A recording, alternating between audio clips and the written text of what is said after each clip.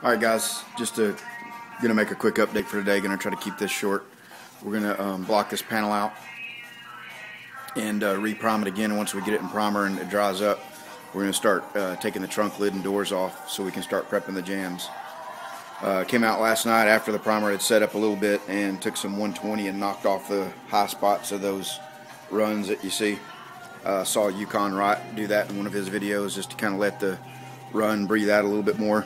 So gonna get this blocked out, see what it looks like, fix a couple of pinholes here and there that I know are there, and we'll get another coat of primer on it, and we'll let this set up and be ready to block this again on probably Saturday or Sunday.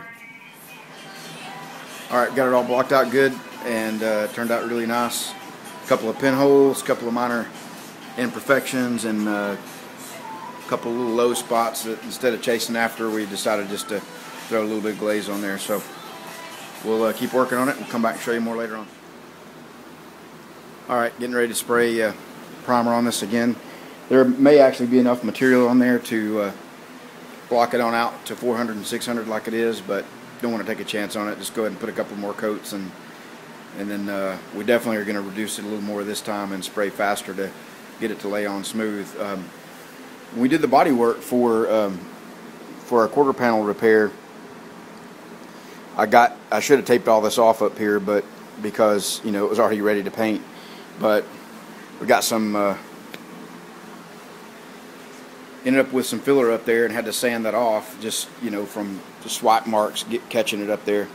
And so yesterday when we primed, I took the paper and laid it up against the back tape, and then kind of folded it down, and it created a pretty sharp crease and left a little bit of more of a hard line there that I wanted. So we got this deal going here. Hopefully that'll allow some the primer to blow up under there and feather out. So I think I've seen some people do that before.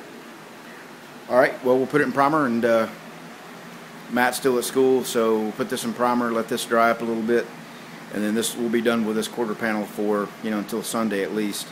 And then tonight, or this afternoon when he gets here, we'll go ahead and start getting the jambs prepped and ready to paint.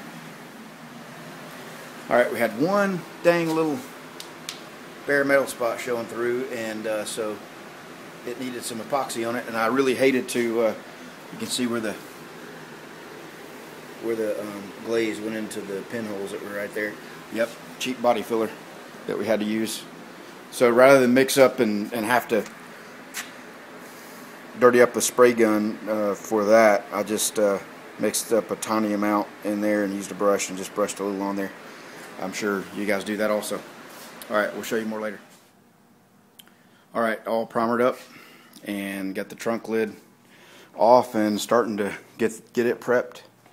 Got some primer overspray on the corners, and I'm assuming that all that's got to come off because underneath that is unscuffed e-coat, so I'm guessing that's just a delamination issue waiting to happen there. So we'll work on that, and got the trunk jambs in 400, so